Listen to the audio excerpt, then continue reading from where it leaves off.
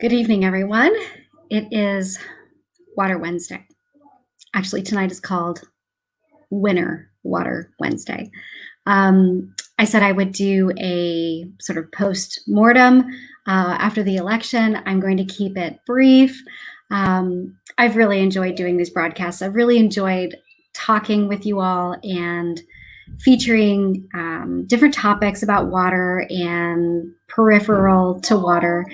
It's really been such a pleasure, and I hope that I can continue doing some variation of this once I am in office, because as of last night, I am now elected to the Vallecitos Water District Board, and I'm overwhelmed with the positive messages and the responses that I've gotten today. I can't keep up with them.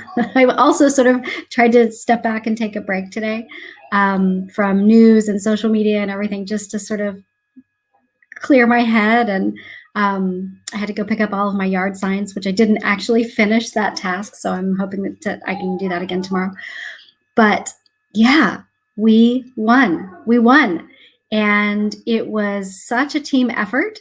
I have a thank you at the end of the broadcast that I'll be sharing, but I wanted to just touch base in this medium that I have been using throughout the campaign, and just share this gratitude and share this joy and share the results, because not everybody knows how to find the results.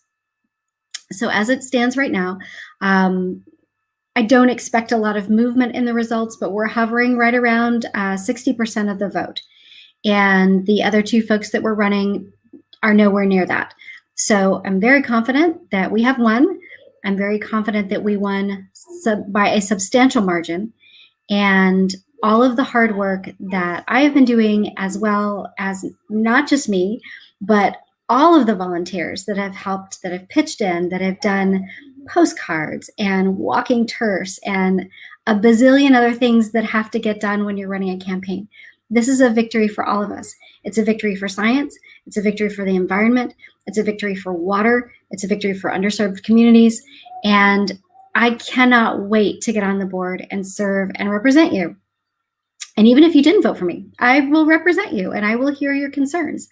That's part of what being an elected official is. So I did prepare a very short slideshow to show you tonight. It's not going to have sort of the standard content block that I present. It's just some last things that I wanted to share with you. So let me do that, and we will wrap this campaign tonight quickly. And it's always a little bit sad when you've been working on something for so long and you've been working with people that you've developed relationships with, tight relationships. They see you at your worst, they see you at your best. It's always a little bit sad. It's sort of like when you're leaving a job or something like that. It's a little bit sad when something comes to an end, but this is the very exciting beginning also of the next phase. And I've learned that I'm going to be sworn in on December 2nd, which is really soon. I didn't think that it would actually come until after the new year, but it's really soon. And so I'm going to be spending the next month just resting and getting done all of the things that I have been putting off, because I've been working on this campaign so much, and reconnecting with my family, reconnecting with my kids. And I'm really going to enjoy that time of rest. And I'm also going to do a little bit of training up.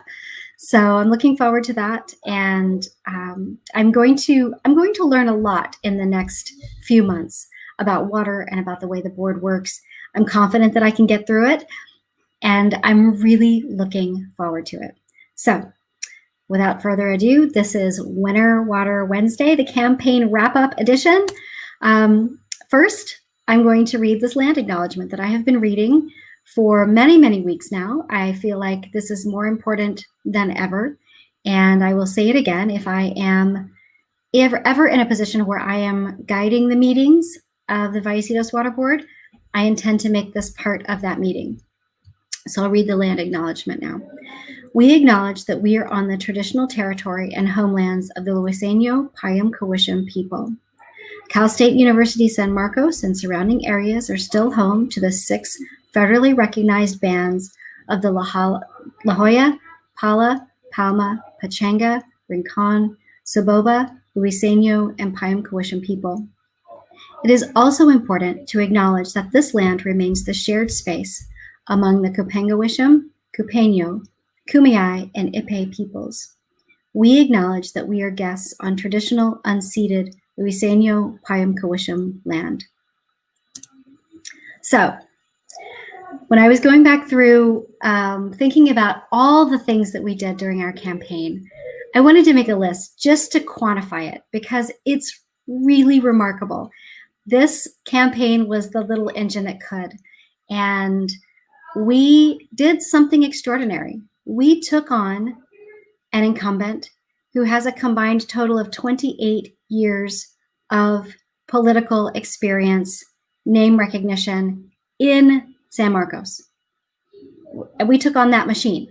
We took on those supporters. We took on that backing. We took on the developers. We took it on. And we came through. We came through. This is an example of what we did. This is what we did during this campaign. And I'm so proud of it because it took a lot of effort. It took a lot of volunteers. There was no way that this campaign could have happened without all of you. And I'm so, so very grateful.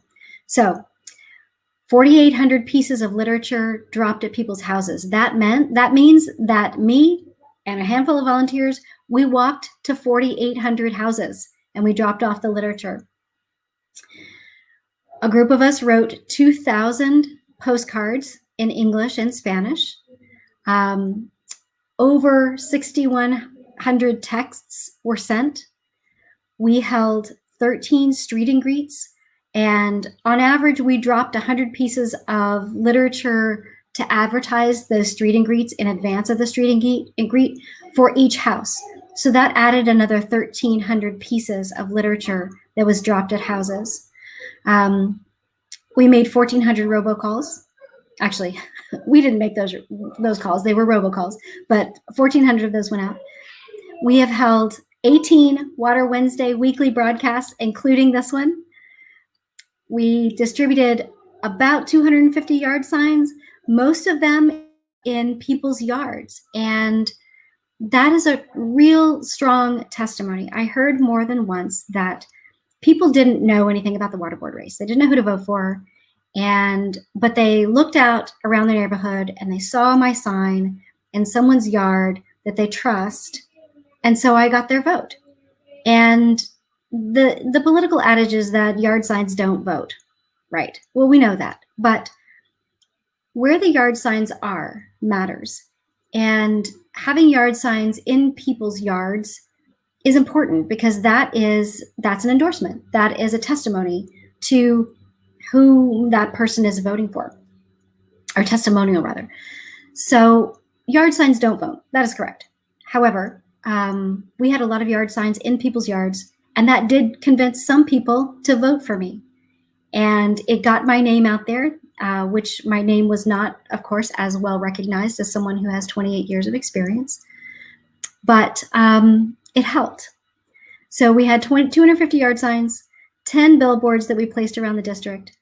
We made over 3,000 phone calls. And I have to say, calling voters is hard for me. It really is. It felt very difficult for me because I much prefer talking to someone one-on-one so I can see their face and I can see their cues and I can see how what I'm telling them is perceived, or I can show them that I'm listening and I can acknowledge what they're saying and what story that they're telling me. I can give them cues that I'm interested. The phone is really sterile and it's invasive, and not everybody appreciates getting a phone call from a candidate.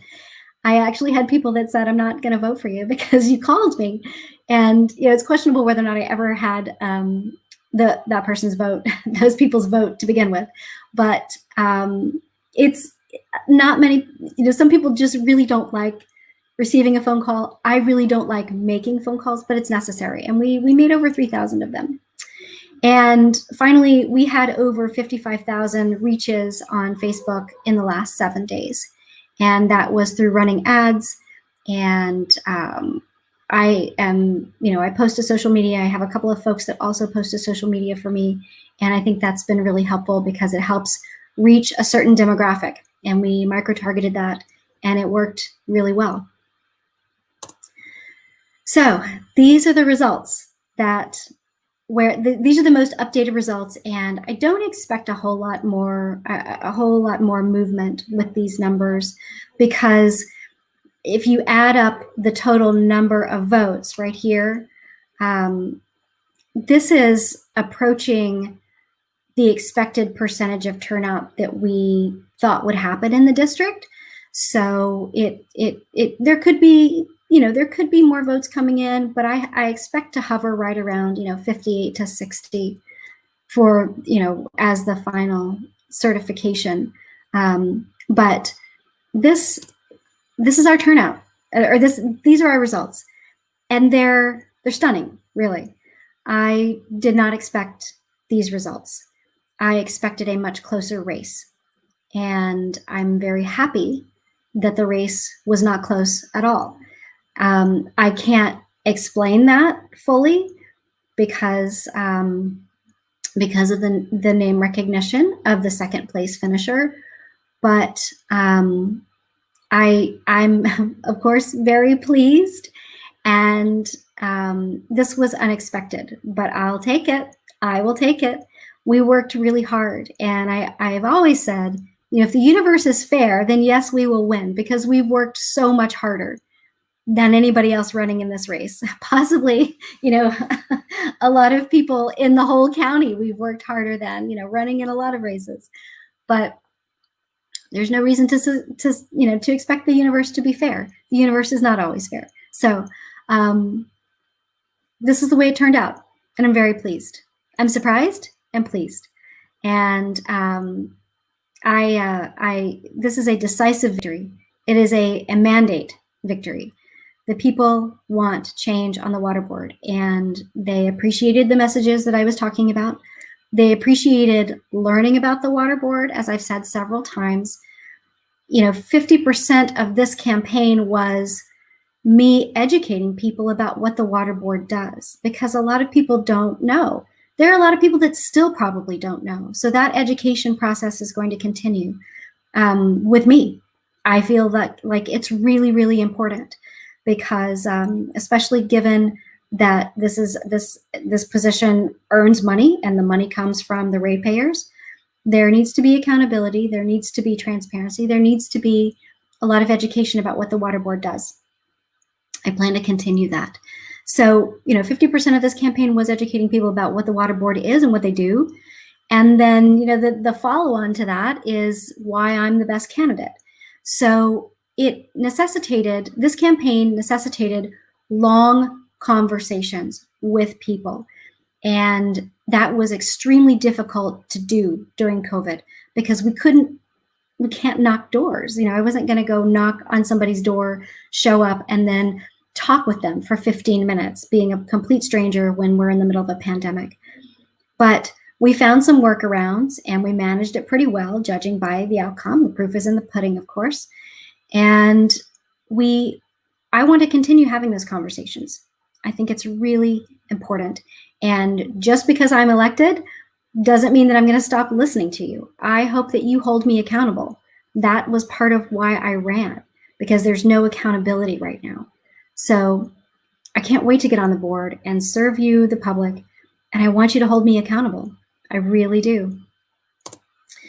Okay, so, and let's see, this is a video, so let's see if it'll play. Let's see. Oh, and there's music. That's great.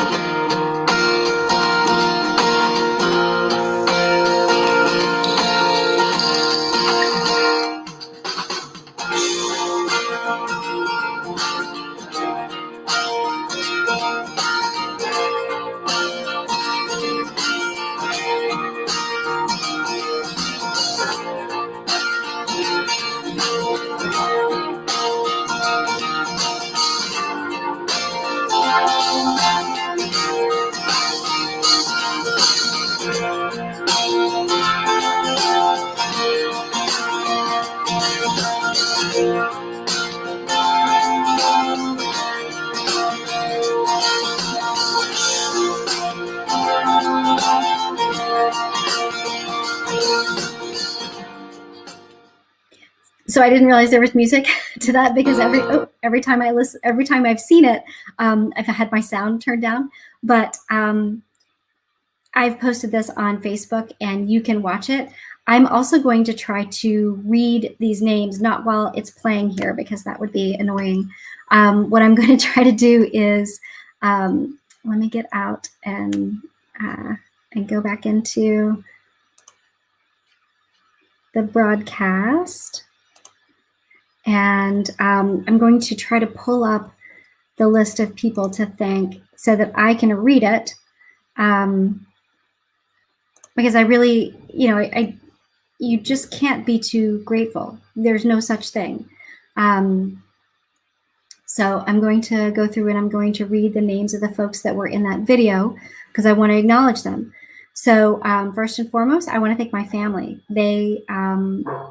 I disappeared for months to run this campaign. And that's something that that happens when women run for office. Stuff falls through the cracks. My house is a disaster right now. My desk, I can look at it, I can look at my desk. You can't see it, of course. It's a disaster. The kids have fallen behind in school. There have been a lot of, there are a lot of things that have just fallen by the wayside because typically with 4 kids, it takes 2 parents to pull it together and to run the family efficiently. And I sort of ducked out of that for a while. So I want to thank my family for their support and their love and their tolerance. And, before I decided to run for this, we had a conversation because I've run for office before and they've seen that and they know what that's like. And we had a conversation about whether or not it was a good idea for me to run. And they said, yes, they thought it was a good idea. And it's always hard to know exactly what you're getting into, but they have, they really stepped up and did a lot of things while I was running for office. My staff and mentors and advisors, Justin Domicillo, my campaign manager, Lucas Volk, my communications director, Aniela Palacios Martinez, my campaign assistant, Lisa Tucker, my campaign consultant, William Opperman, who was with me early on as an advisor and campaign manager, had a baby and is a wonderful dad and has this wonderful little human that he's looking after now.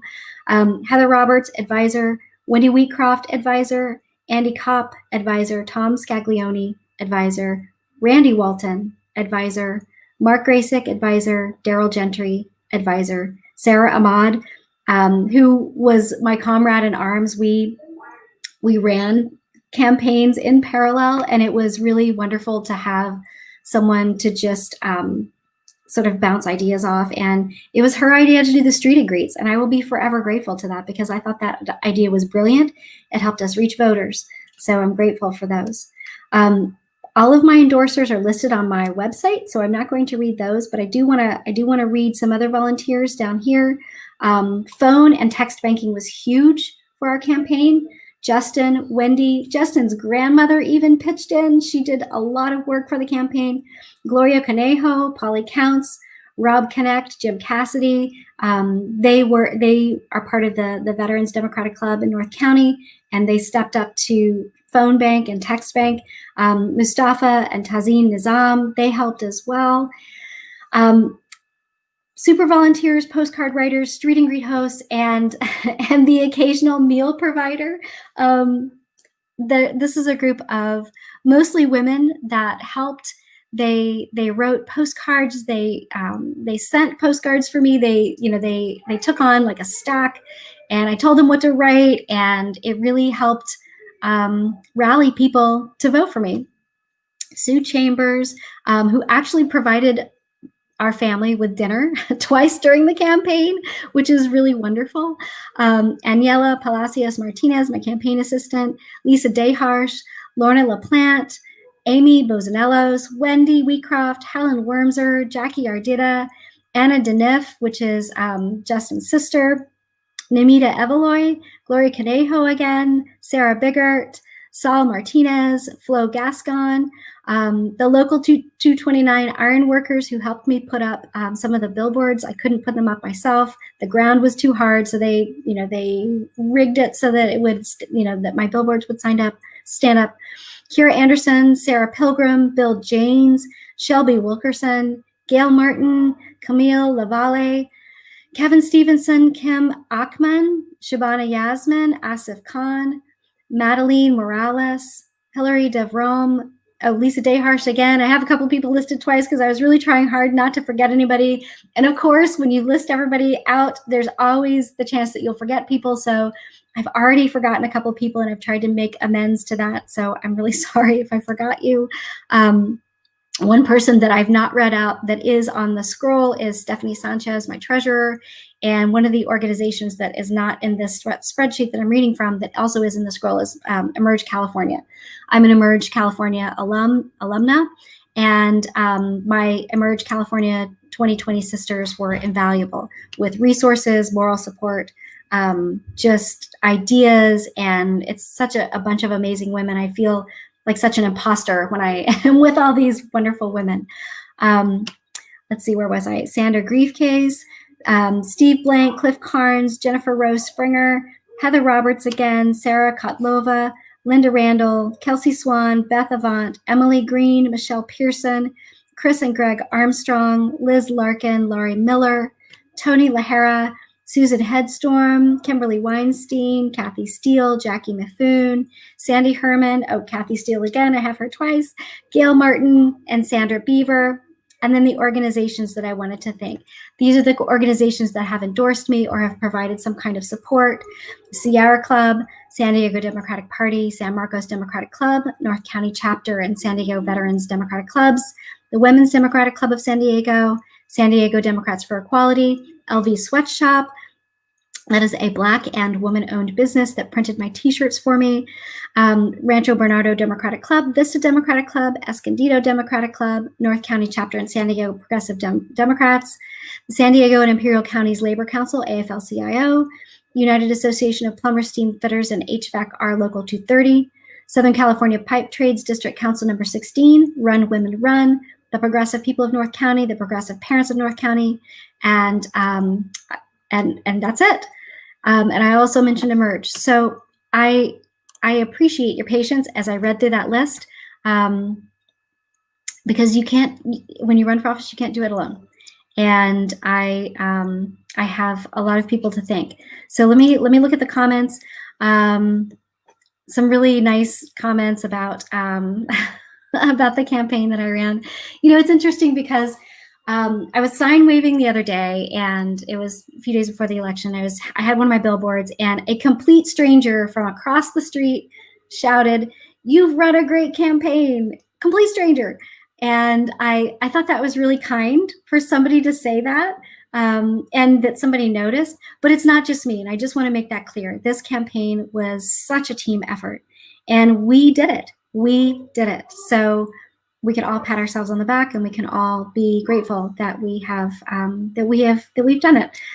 So I am hoping that I can continue to do some kind of broadcast or update. I really believe very strongly that there needs to be more communication.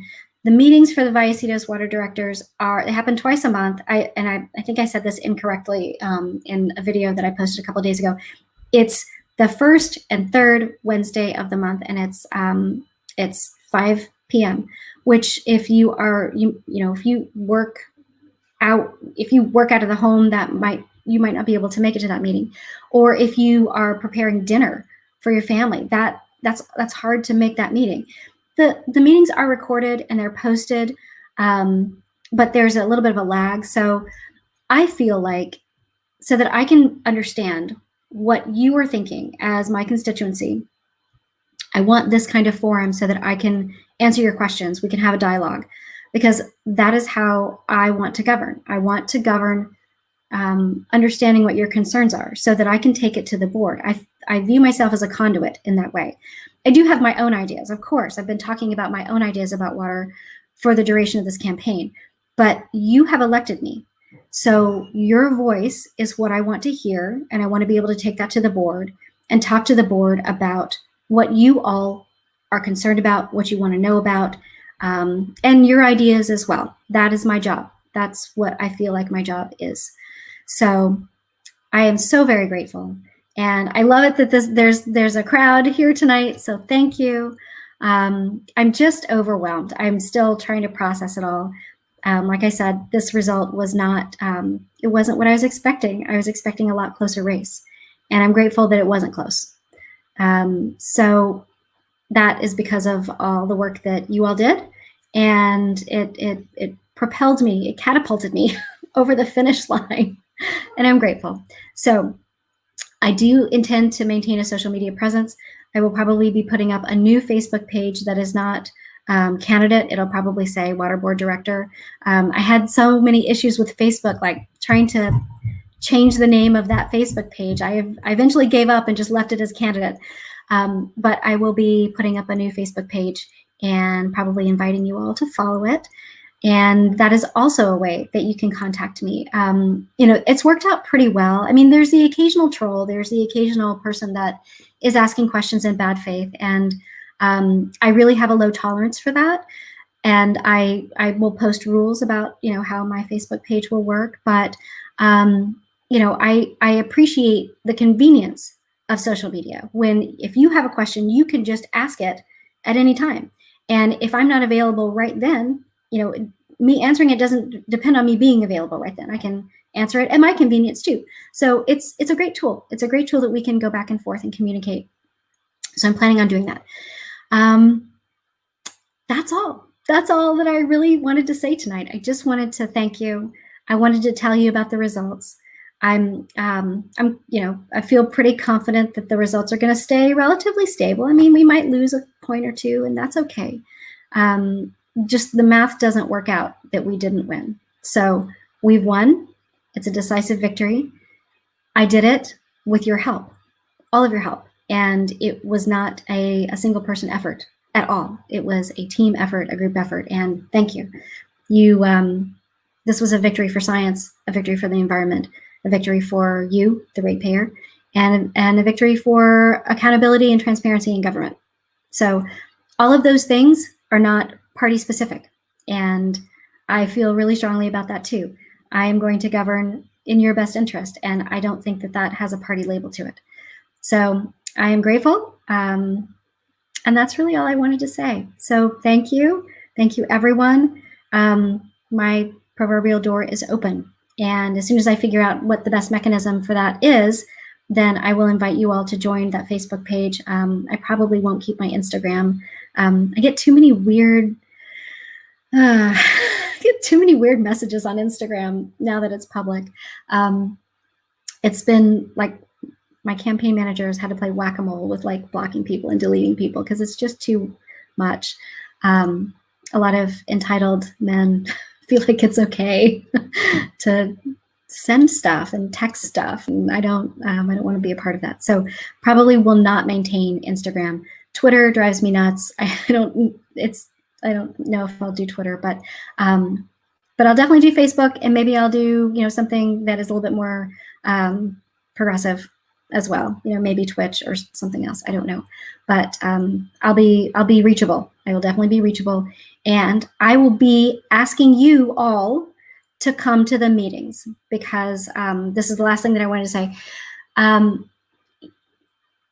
Many of you know that I've served on a board before. I was a school board director. And I've mentioned this also before. If I was sitting in a school board meeting and the room was packed, I knew that there were a lot of parents there that were concerned about an issue, and they were using that forum to make their voice heard. And it was impactful. You can't ignore that when you're sitting out looking at a room full of sometimes quite angry parents about something. So I'm going to be trying to keep you apprised of what's coming up in the meetings so that you can rally your troops and come. And if I, want your input, that's a great way to do it. Come to the meetings. The meetings are not well attended. And that's why the board has been able to do a lot of the things that they've been doing that have flown under the radar and that have negatively impacted people. So you got to try to come to the meetings. So I'm going to be asking you to do that. And I really want you to consider it. If you can't come, send a friend or write a letter. You don't even have to attend the meeting live. You can submit comments beforehand based on whatever the agenda item is that you're interested in. So I'm putting that out there. I'm going to be asking you, and I hope that you'll be able to do it, because this will help me be a better governor.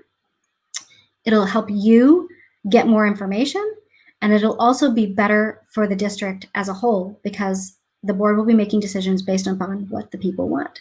And that's what we should be doing, because you all elected us. So that's all. Thank you. I will see you very soon. And come December 2nd, I'll be sitting on the board. So thank you again. We have won. It's a decisive victory, and I'm so grateful. All right, signing off until next time. And I'll keep you posted. Watch my Facebook page, watch posted on how we can keep our dialogue going. All right, good night, everyone. See you soon. Take care, take a breath, grab a glass of wine or a Snickers or something, take a breath, and we'll see you very soon. Take care.